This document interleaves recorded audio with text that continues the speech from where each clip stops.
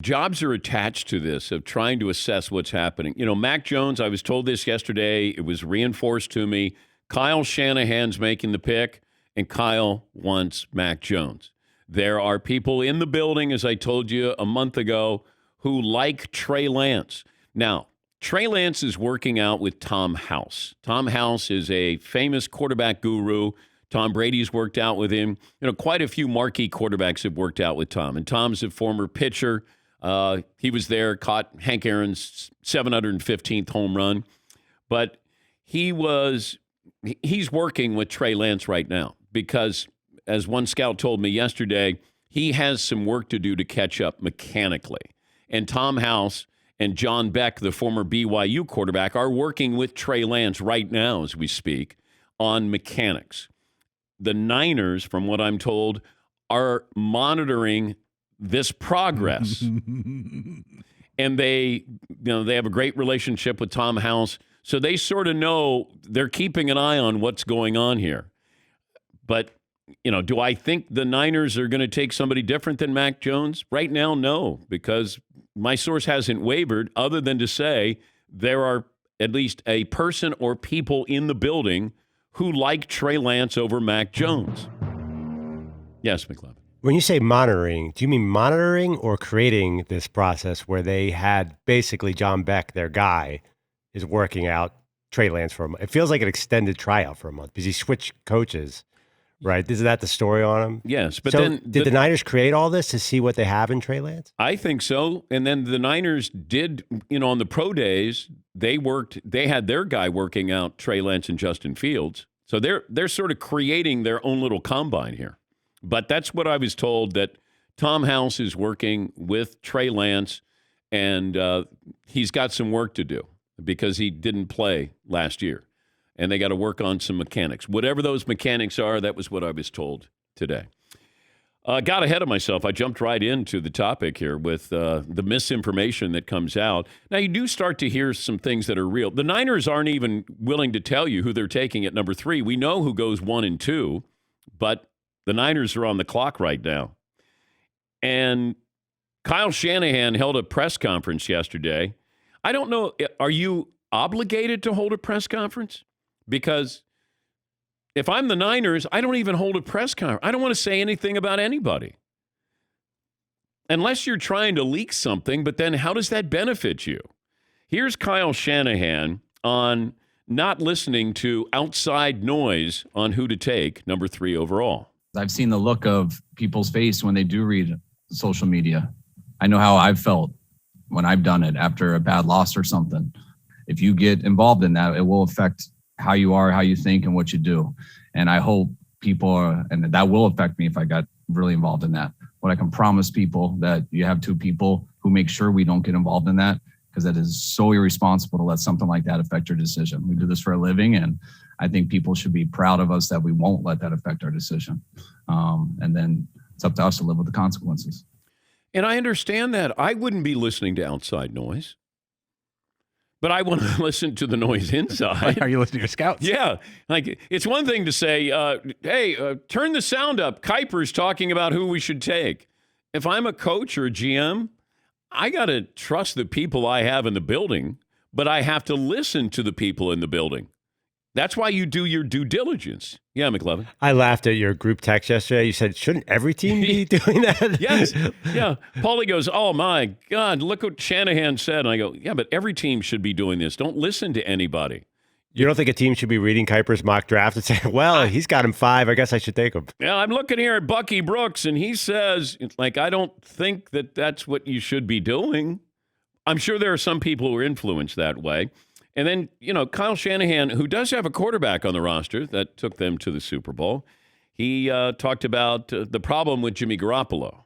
The biggest thing with Jimmy is his injuries. It's been very tough for us when he's been hurt, and and it's happened 2 out of these 3 years. That's where it starts, and Jimmy knows that. I have been very upfront with him with everything, and we've been Zooming these last 2 weeks. I'm excited to get him in here coming up, especially when this draft's over. But I feel very fortunate taking a rookie quarterback that we do have a guy like Jimmy. I mean, when you take a rookie quarterback and you have a veteran like Jimmy, who we know we can win with, just to move on from that is something that it's not easy to do. That is a good situation for us, and I think that's something that will be important to us this year. Oh, boy, that clears that up, right? Yep, nothing to see here. Just a team that traded 3 first-round picks to move up to take a quarterback. Yes, Todd. In other words, the guy gets hurt all the time. What do you expect us to do? We got to bring in a quarterback. Hey, but we've been Zooming with him, and we can't wait to see him. Do you think he still has his parking spot when Garoppolo shows up? And he hasn't said anything. He's been really quiet through all of this. Now, some of his teammates, including George Kittle, have kind of spoke up on his behalf. And then the Niners said they don't want anybody to know what they're doing with their pick. You don't want the whole league knowing exactly what you're set on 4 days before the draft. And we also care about a lot of people that have been involved in this. I mean, we got to know a lot of people and stuff. And those are the type of questions like narrowing it down or who's been eliminated or things like that, one, I don't know if I want the league to know. I don't think it necessarily helps. And that's why no one's really going to know whether we know or not until we pick. And that's kind of what we're comfortable keeping it at. Okay. Oh, and then he hit the home run. Then Kyle Shanahan didn't disappoint when he talked about if Jimmy Garoppolo is going to be with the team. Can you say with certainty that Jimmy Garoppolo will be on the roster on Sunday? I can't guarantee that anybody in the world will be alive Sunday, so I can't guarantee who will be on our roster on Sunday. So that goes for all of us. I don't know what the next question was, but I would assume it would be something like, hypothetically, Jimmy Garoppolo is still alive on Sunday. Is he on the roster, Coach? Because, these teams, these coaches want to go Belichickian on you. And there's only one Bill. Like, Bill can do it because Bill has the swag. He's got the cachet. He's one of the great coaches of all time. And he can get away with that. He can be gruff. He can be short, abrupt. But Kyle Shanahan saying that, there's no guarantee that Jimmy Garoppolo or any of us will be alive on Sunday. But hypothetically, Coach, let's say he is. Will he be on the roster? Yes, he.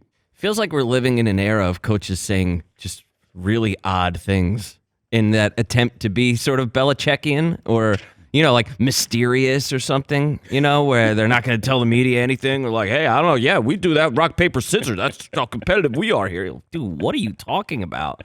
I can't even say if anybody's going to be alive. Like, what? We're just talking about if the guy's going to play football or not. What do you? Yeah. Now he's dead? Yeah. Or are you saying the only way he's not on the roster is if he's dead? Like, what are you saying? I hope other coaches don't pick up on this strategy.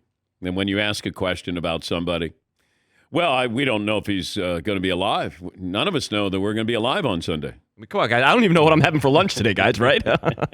Coach, is there something you know that you want to tell us? Is there a meteor that you know about?